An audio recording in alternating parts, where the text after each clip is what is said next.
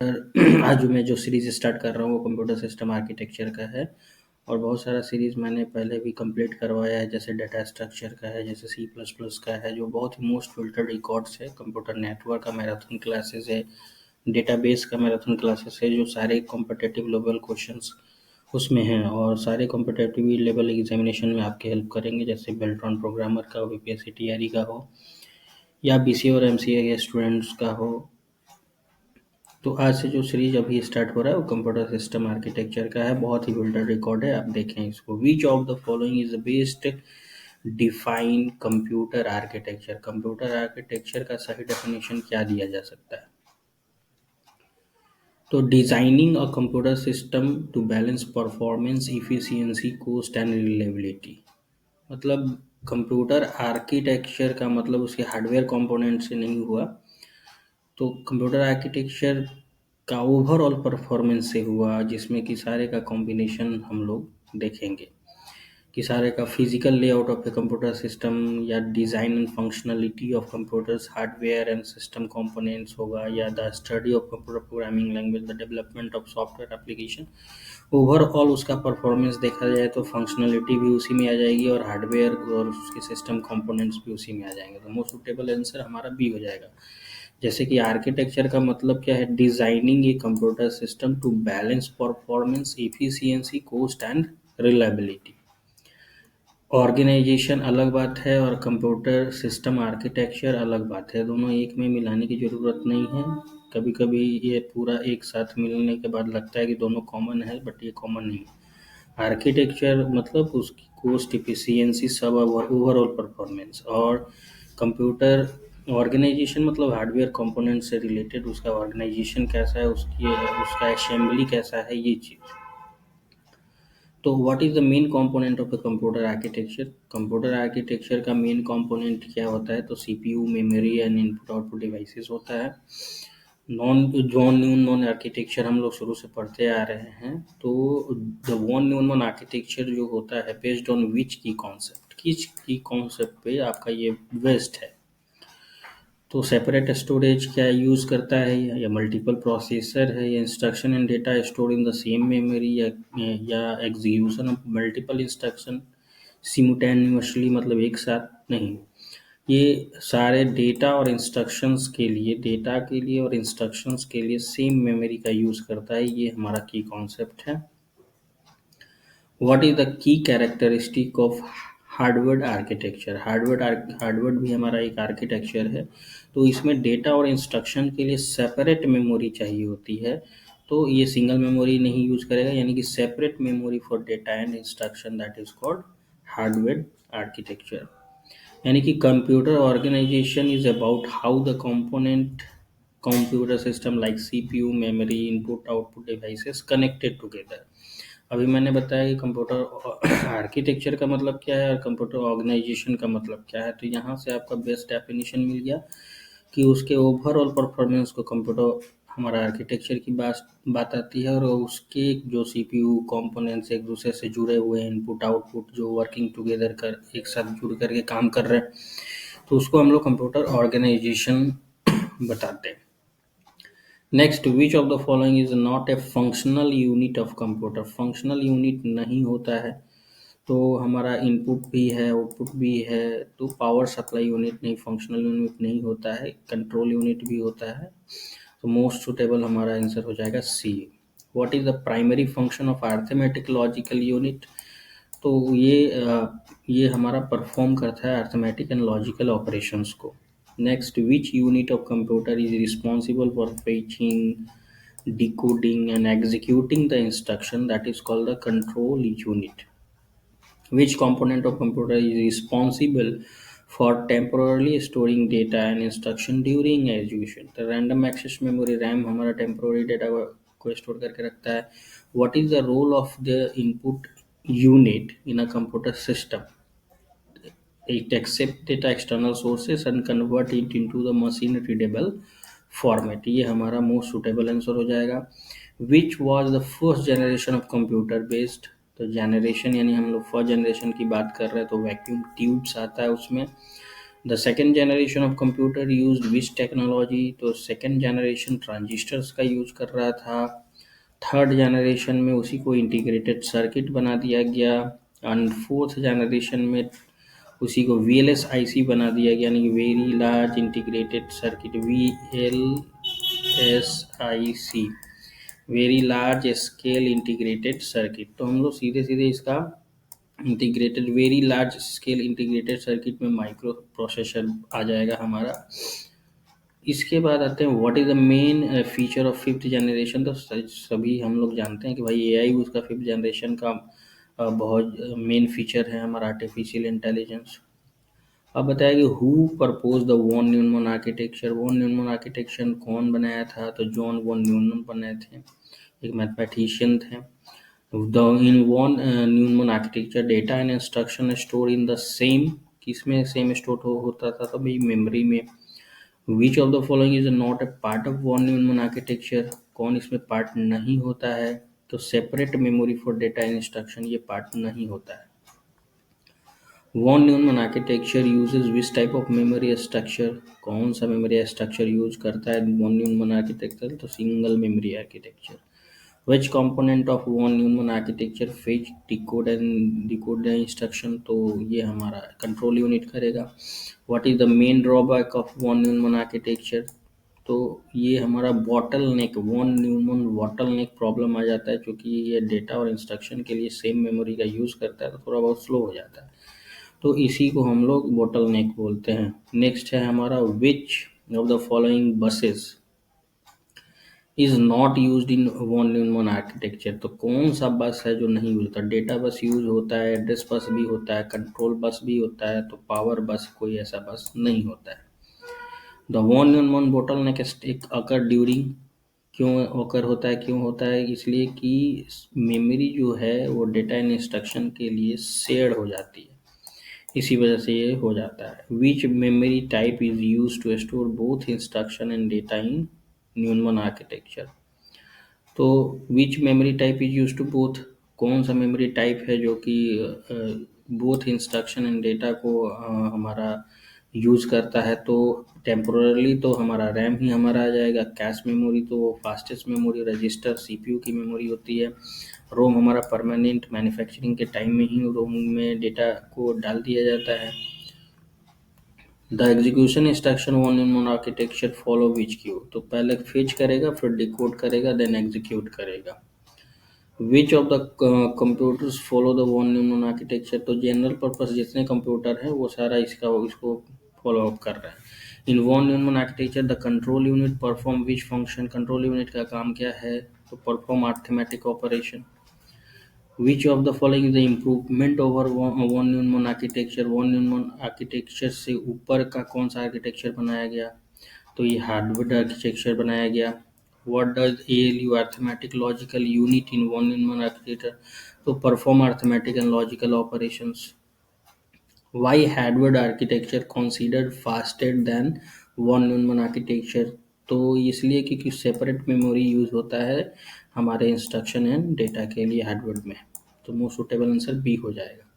The binary number system is based on how many digits, तो ये हमारा binary number system जो भी है वो 2 डिजिट, किसी भी बाइनरी का बेस क्या होगा, तो बेस हमारा 2 ही होता है बाइनरी का, इसलिए हमारा आंसर 2 हो गया। Which of the decimal equivalent binary, ये जो बाइनरी है इसका डेसिमल क्या होगा, तो जाहिर सी बात है इसको हम 1 2 4 8 अगर ट्रिकी मेथड अपनाएं और फिर यहाँ 1 1 डाल दें और 0 1 कर दें और जहाँ जहाँ 1 है उसको प्लस कर दें, तो ये 2 10 हो गया और 11, यानी हमारा सही आंसर 11 हो गया।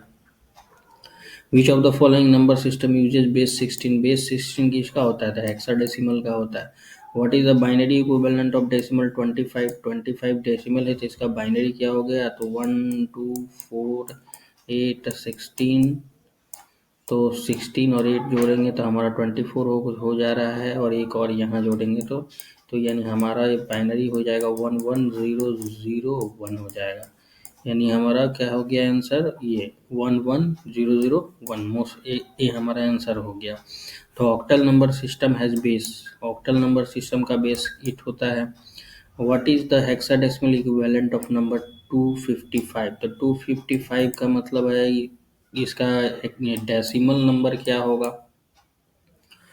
तो डेसिमल नंबर निकालने के लिए बहुत सारा इसका एक अपना मेथड होता है, बट अगर हम लोग इसको देखें कि 255 कितने में आ जाता है, तो यहाँ पे आप सबसे पहले करिए कि 1, फिर 2, दो गुना करिए, 4, 8, 16, 32, 64, 128, दो गुना करता गया मैं 256। तो इसकी तो ज़रूरत ही नहीं है हमें, क्योंकि ये ज़्यादा हो गया, हमको तो 255 ही चाहिए था। तो 255 में जोड़ने के लिए हम 128, 64, 32, 16 ये सारे वैल्यू लेंगे, 1 1 जहाँ है इन सारी वैल्यू को अगर प्लस कर देंगे तो हमारा 255 आ रहा है। तो हमारा बाइनरी कितना हो गया, कितने वंस मिले हमें, 1 2 3 4 5 6 7 8 वंस मिला। 1 2 4 3 4 5 6 7 8 वंस मिला। तो आप देखिए कि बाइनरी से क्या रिलेशन रखता है हेक्साडेसिमल। तो हेक्साडेसिमल 2 के पावर क्या हो जाएगा, 4 हो जाएगा, और बाइनरी 2 के पावर 2 हो जाएगा। तो 4 का रिलेशन बना रहा है, तो यहाँ से आप 4 डिजिट अलग कर लें, और यहाँ मतलब 8 है ना, तो 8 यहाँ से पूरा 4 डिजिट, एक क्लियर करता हूँ मैं इसको, यहाँ से हम ये 4 डिजिट्स अलग कर लिए, ये 4 डिजिट अलग कर लिए। तो इसका क्या डेसिमल होगा, 1 2 4 8, इसका डेसिमल क्या होगा 1 1 1, ये चारों 1 1 आया, तो इसका डेसिमल 15 हो गया। तो 15 हो गया, तो हम जानते हैं कि 15 का कोड क्या होता है हेक्साडेसिमल का, एफ होता है। एफ होता है क्योंकि हेक्साडेसिमल 0 टू 9 और ए टू एफ की वैल्यू रखता है। ए का मतलब यहाँ 10 से हो गया, और एफ का मतलब 15 से हो गया, ठीक है। तो एफ एफ आ गया, यानी एक एफ और यहाँ पर एक एफ, तो दो एफ एफ मिल गया, यानी मोस्ट सुटेबल आंसर हमारा क्या हो गया, ए नंबर हो गया।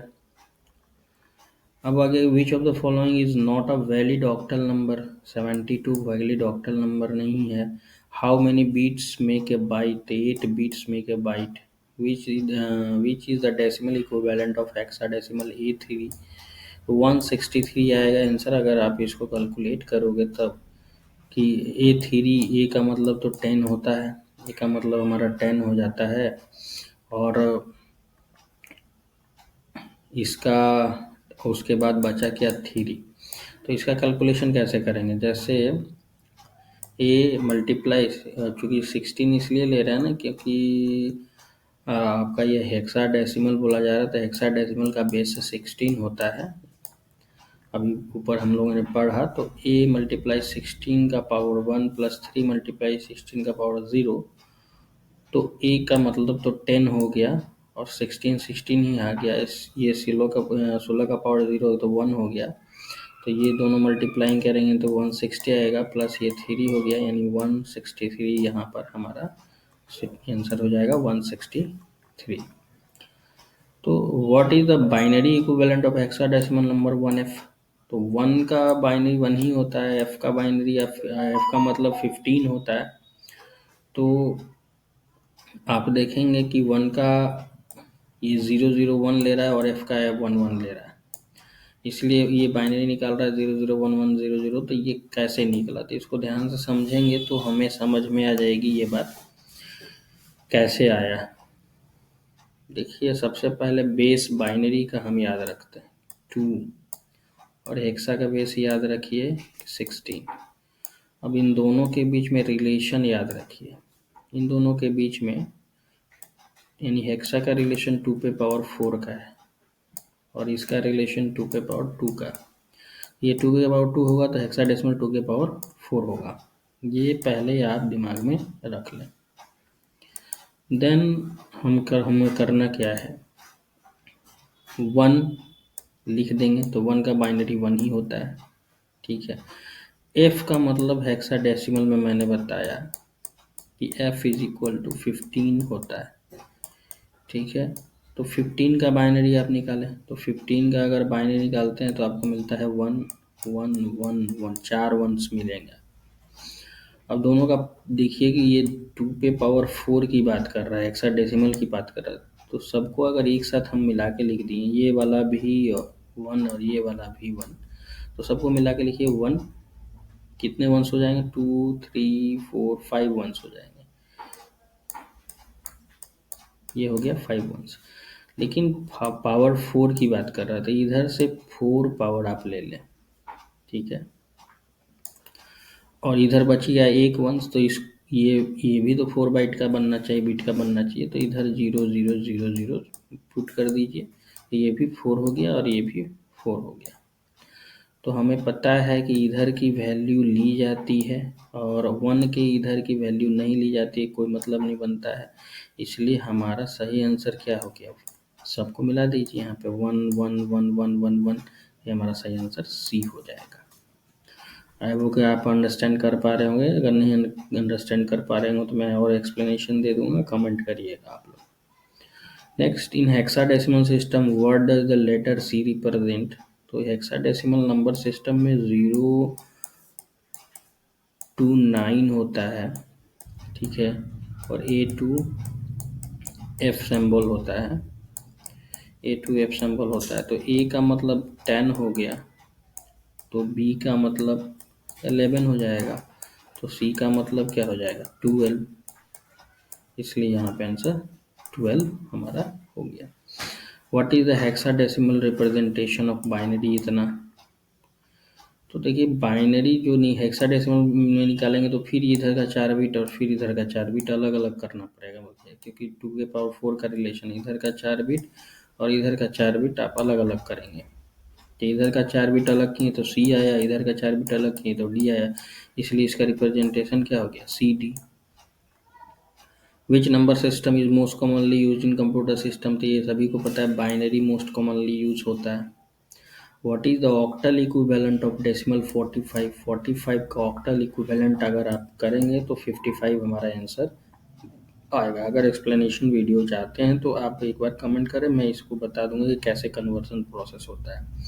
How many unique symbols are used in hexadecimal number system, hexadecimal number system में कितने यूनिक सिंबल्स यूज होता है। तो हेक्साडेसिमल की बात कर रहे हैं, how many unique symbols are used in hexadecimal number system.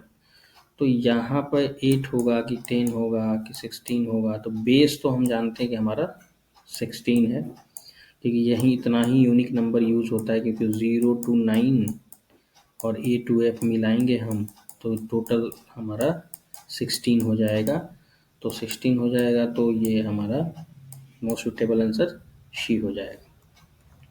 तो ये हमारा फर्स्ट पार्ट था, इस तरह से फिल्टर रिकॉर्ड में पार्ट वाइज में बनाता रहूँगा, जो आपके कॉम्पिटिटिव एग्जामिनेशंस के लिए बहुत ही इम्पोर्टेंट है। अगर आपको पीडीएफ चाहिए तो कमेंट करेंगे, हम आपको पीडीएफ पे सेंड कर देंगे। इसका सब्सक्राइब करें और शेयर करें। Thank you.